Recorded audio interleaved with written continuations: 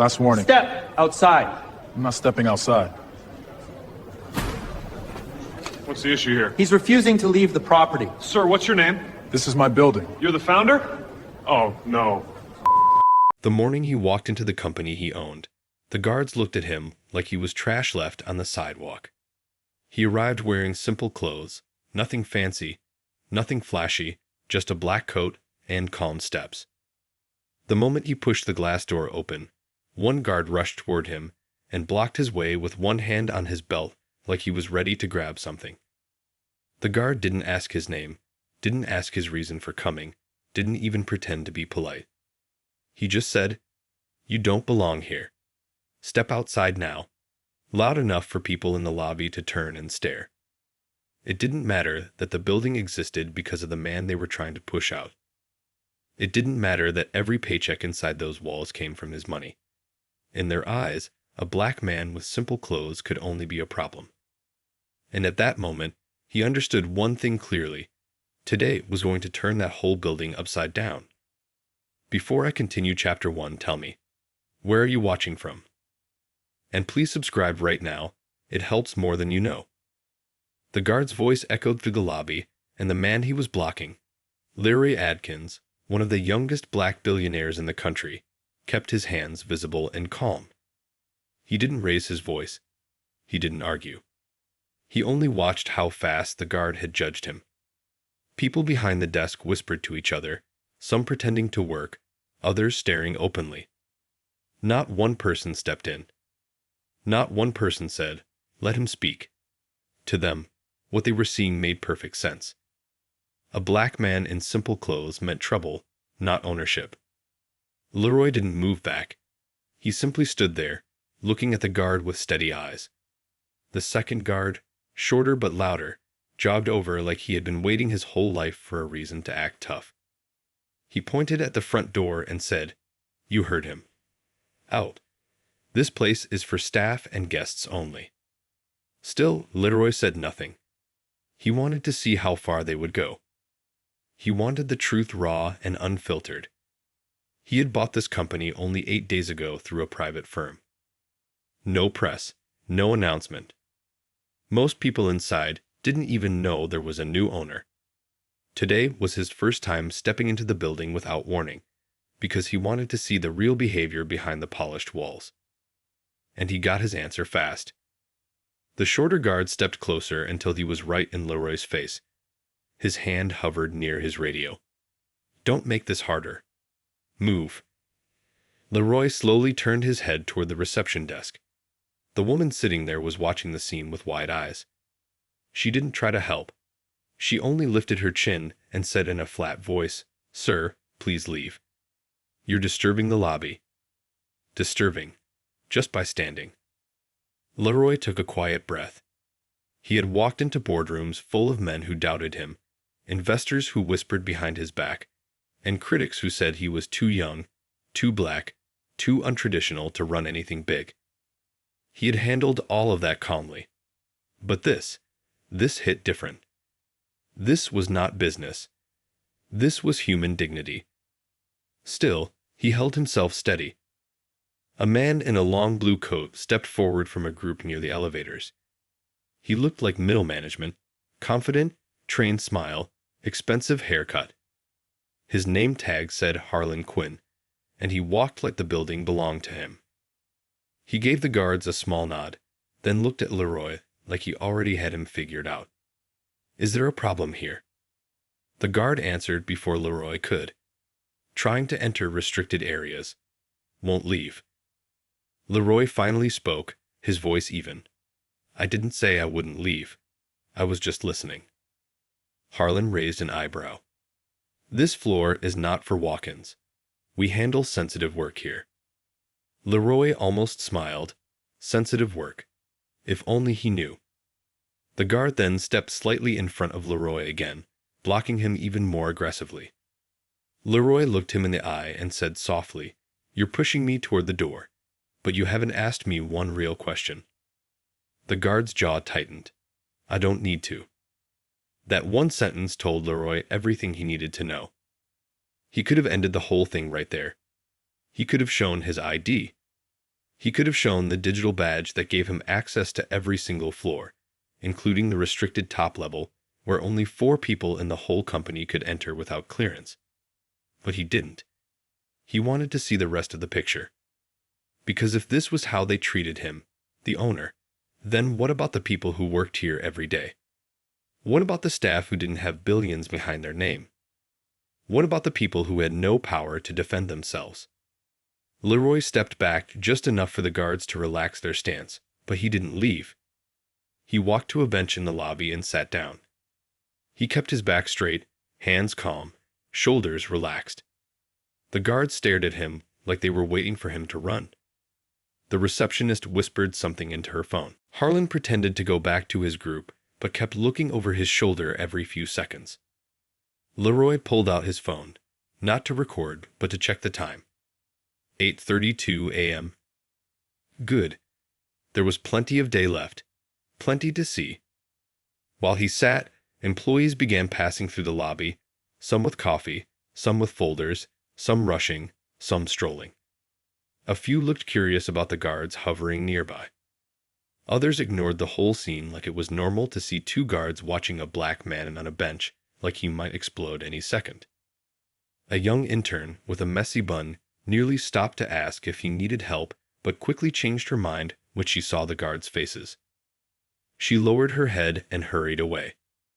Leroy watched it all, filing each moment in his memory. The security manager arrived next, a tall man with a stiff walk and a badge hanging from his belt. His name tag said Brent Rowe. He didn't greet Leroy or offer a polite introduction. He simply pointed at the door and said in a sharp tone, "You need to leave right now. This is your final warning." Leroy looked up at him. His voice stayed calm. Final warning for what? For refusing to follow instructions. I'm sitting quietly. You are refusing to exit the building. I'm waiting. For what? Leroy replied, for someone who actually knows what they're talking about. The guard stiffened. Brent's face turned red. He stepped closer, lowering his voice. I'm not going to argue. You'll either walk out, or we'll escort you out. Leroy held Brent's gaze. If you lay one hand on me without cause, you're going to regret it. You have no idea who I am. Brent crossed his arms. I don't care who you are. That sentence hit the air with the weight of a brick.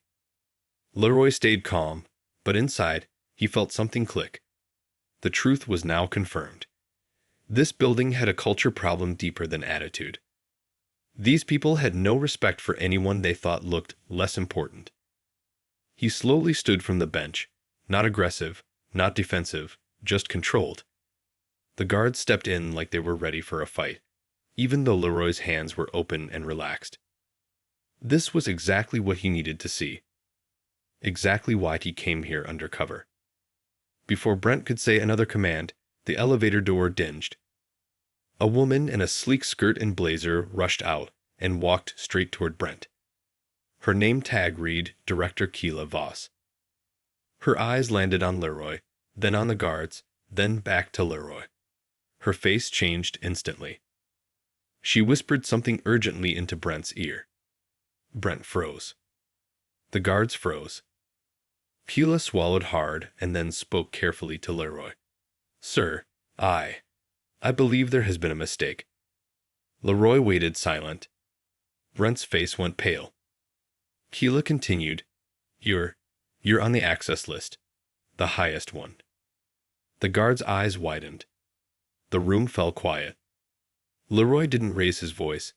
He didn't smile. He only said, Yes, I know. Keila stepped back as if she suddenly realized what she had just walked into. Sir, would you like to go upstairs? Leroy nodded once. Yes, now. He walked toward the elevator, and no one stopped him this time. Not one guard. Not one receptionist. He tapped his badge against the scanner. The light turned green instantly, an access level so high that even the security manager didn't have it. As the doors began to close, the guards stared at him with fear, confusion, and something else, realization. Leroy didn't say a word. Not yet. He would save his voice for later. For the right moment. For the right room. This was only the beginning. He stood there for a moment, looking at the guard who acted like he owned the place. The lobby had gone quiet. People pretended to check their phones, but everyone was watching. Some were confused. Some were curious. But a few wore that look he had seen too many times in life. The look that says they already decided who you are before you even open your mouth. He kept his voice calm. I'm going upstairs. The guard shook his head fast. No, you're not. I already told you. Step outside. There was no reason. No explanation. No rules being followed. Just disrespect. Before he could speak again, another staff member walked out of the elevator, one of the junior workers who joined barely 6 months ago. She recognized him instantly, her eyes going wide. But before she could even say a word, the guard barked at her too. Stay back. I'm handling this. She froze. She could see what was happening, but she also saw the tension in the guard's stance, and she didn't want to make it worse.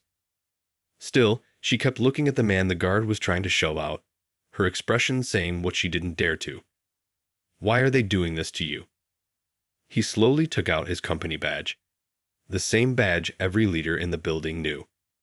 It had his picture, his name, and the title that shocked everyone who ever saw it. But before he could raise it high enough, the guard slapped it out of his hand like it was dirt. The lobby gasped. The badge hit the floor and slid across the tiles. Now everything inside him went still. The guard stepped forward again. Last morning, step, outside. There was no anger in the billionaire's face, only a cold, controlled silence. A silence that came from years of facing things like this and pushing through anyway. A silence that made the guard uncomfortable, even though he tried not to show it. I'm not stepping outside, he said quietly. The guard reached for the radio clip to his shoulder. Don't make this a problem.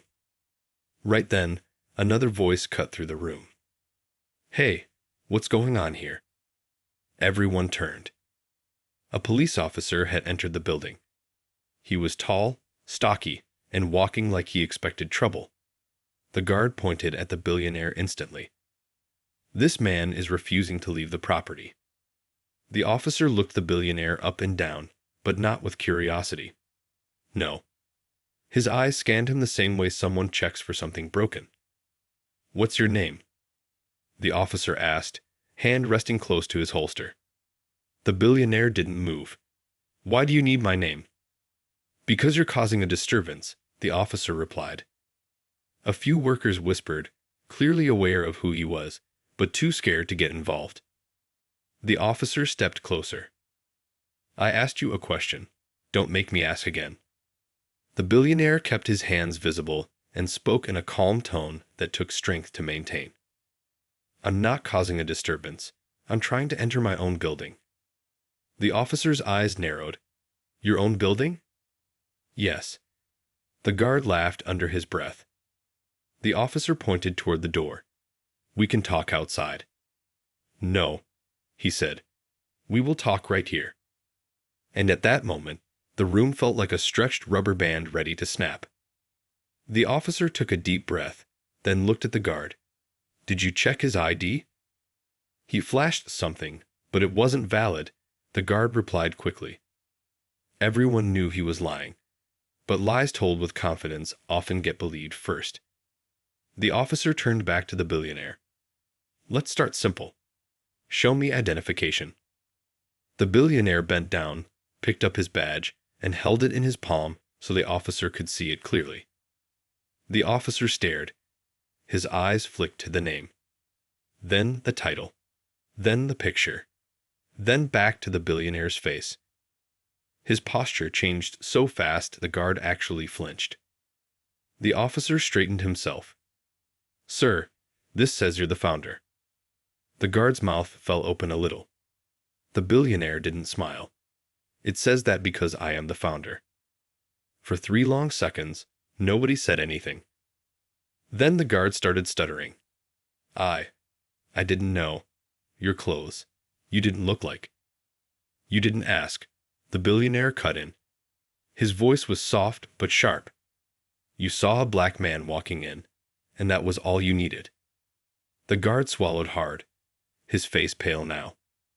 Sir, I was just doing my job. The billionaire looked him in the eyes, unblinking. No, you were doing your assumptions. The officer stepped back, unsure if he should apologize, stay quiet, or just disappear. But the billionaire didn't care about their discomfort. He cared about the message. And right now, the message was loud. He picked up the badge, clipped it to his coat again, and started walking toward the elevator. The staff moved aside quickly. No one tried to stop him now. But what nobody knew, not the guard, not the officer, not the workers standing frozen, was that this day was not just a misunderstanding. It was a warning. And soon, everyone in that building would learn that the man they tried to push out was about to change everything inside it.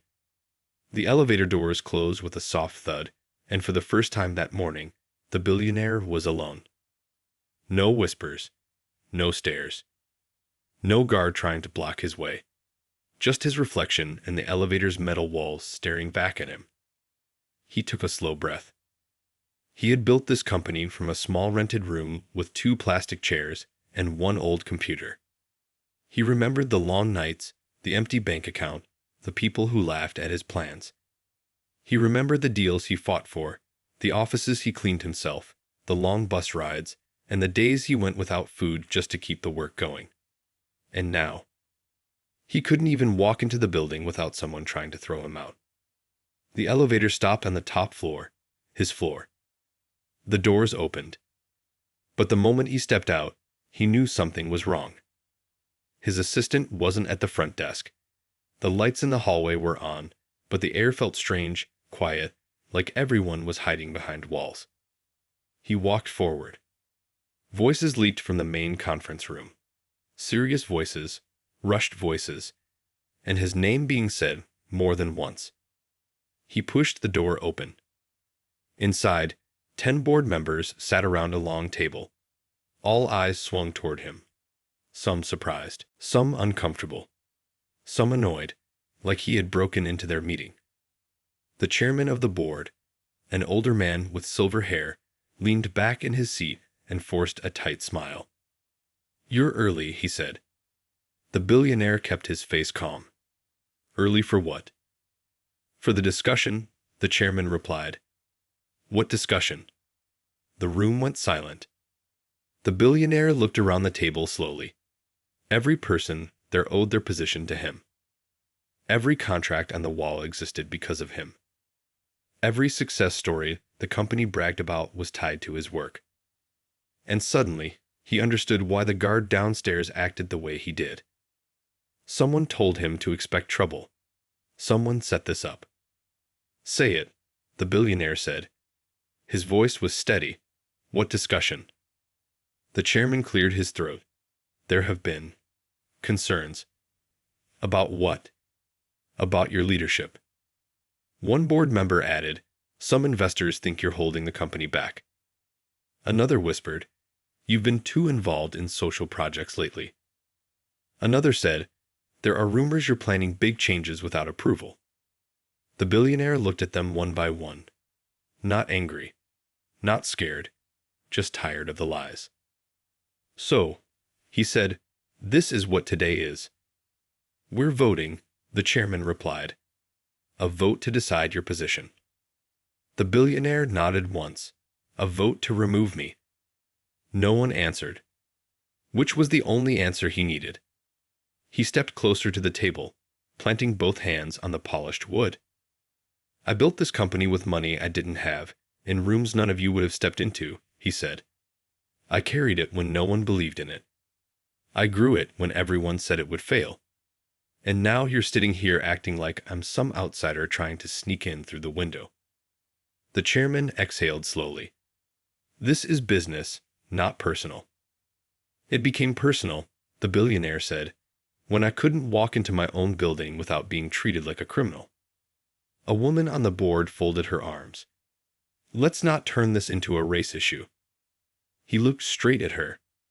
If I looked like any of you, the guard downstairs wouldn't have touched my badge. And you know it. No one spoke.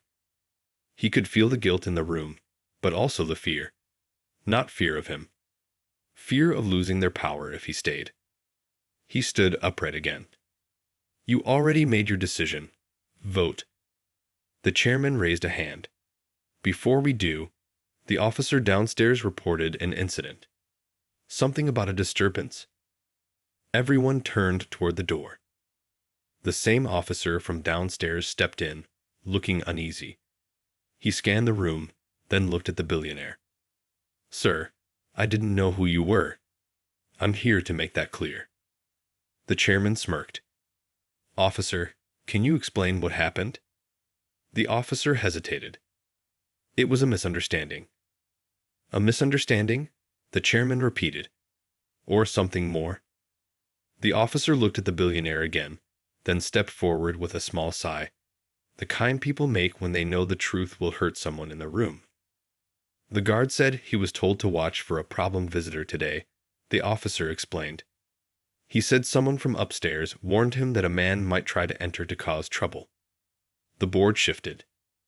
The billionaire's jaw tightened. A problem visitor. The officer nodded once. He also said he was told the person would be a black man. Silence crashed across the room like a brick. The chairman's face went stiff. That's ridiculous. Who said that? The officer shook his head. He didn't say, just that it came from someone above him. The billionaire studied every face around the table, and now, none of them could hold eye contact. He took a slow step back. So that was the truth. They didn't just plan a vote. They planned a trap. A trap built on prejudice. A trap built on fear. A trap they thought he wouldn't be able to escape. The billionaire looked at the chairman, then at each board member. You did all this, he said quietly, because you were afraid I was going to change things. The chairman didn't respond. You wanted me embarrassed. You wanted me pushed out before I even walked into this room. You wanted to break me before the vote. He paused. But you forgot one thing. The chairman raised a brow. And what is that? The billionaire leaned forward, his voice low and clear. You don't get to push out the man who still owns the largest share. A ripple went through the room. The chairman sat up straighter. What are you talking about? The billionaire pulled out a folder from his coat and set it on the table.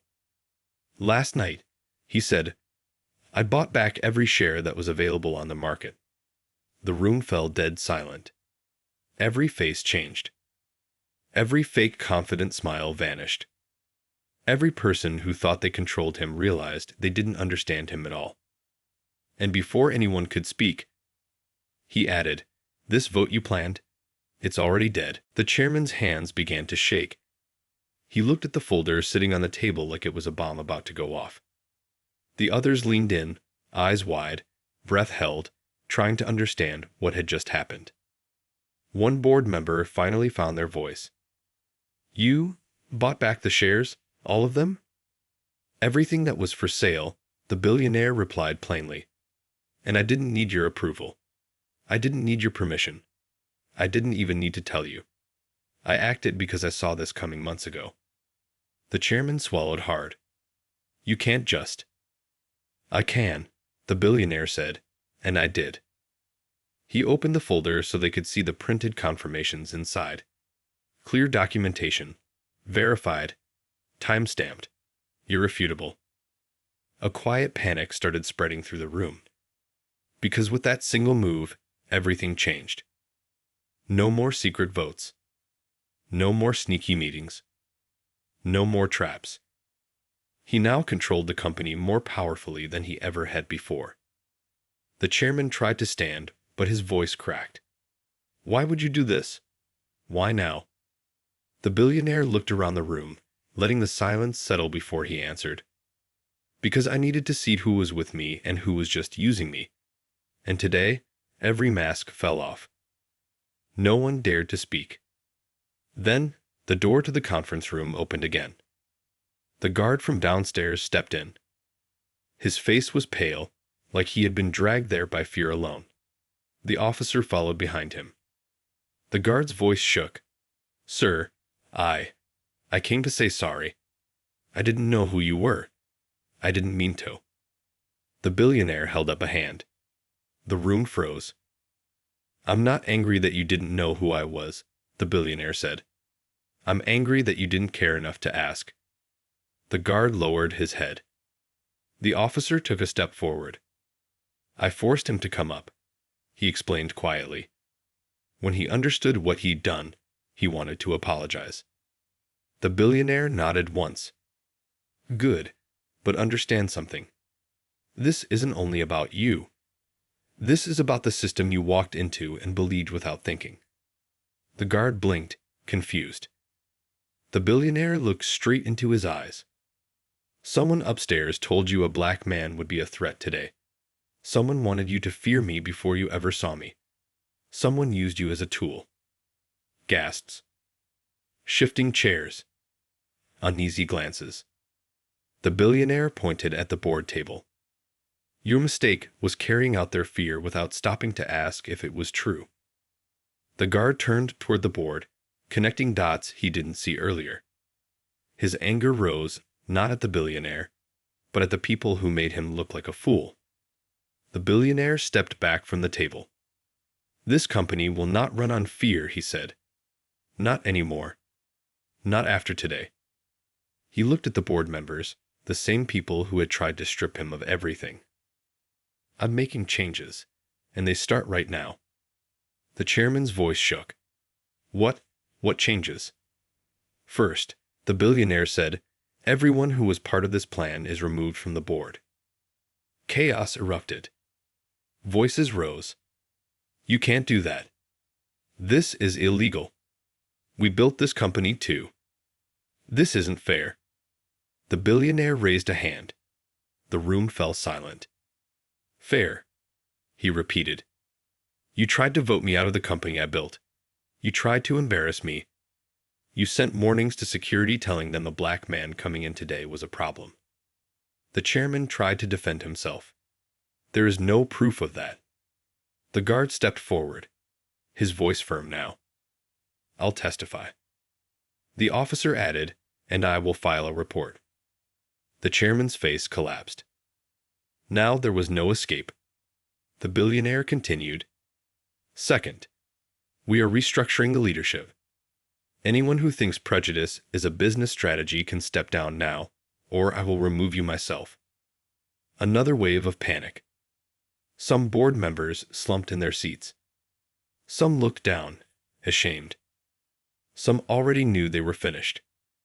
"Third," he said, "we are creating new policies for fair hiring, fair training, and fair treatment. No more quiet bias hiding behind polite words." No one argued now. They couldn't. Not after everything that had come to light. The billionaire took one last look around the room, at the people who tried to bury him, at the people who underestimated him, at the people who tried to silence him. Then he walked to the door, the officer and guard stepping aside. But just before he left, he turned back.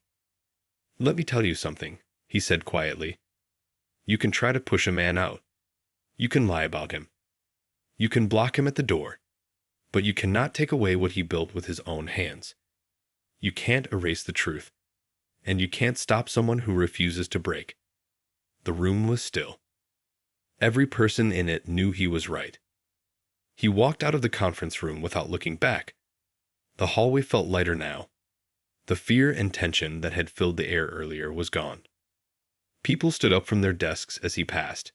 Some nodded,